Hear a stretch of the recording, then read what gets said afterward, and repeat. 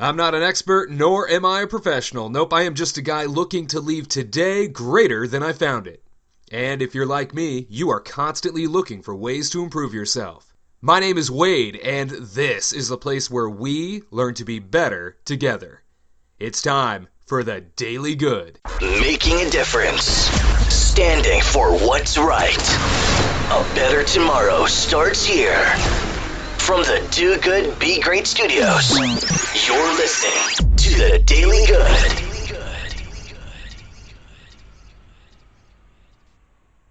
Need a reason to feel better? Well, we've got something here for you. From academictips.org comes this.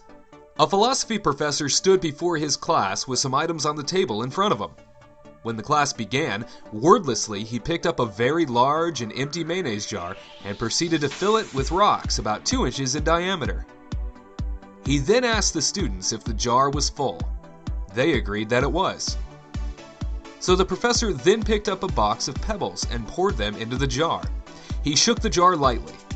The pebbles, of course, rolled into the open areas between the rocks. He then asked the students again if the jar was full. And they agreed it was. The professor picked up a box of sand and poured it into the jar. Of course, the sand filled up the remaining open areas of the jar. He then asked once more if the jar was full. The students responded with a unanimous yes. Now, said the professor, I want you to recognize that this jar represents your life. The rocks are the important things.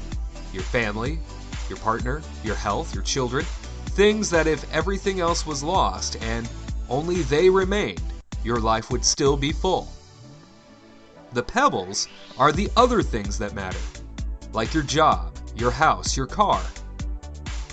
The sand is everything else, the small stuff. If you put the sand into the jar first, he continued, there is no room for the pebbles or the rocks.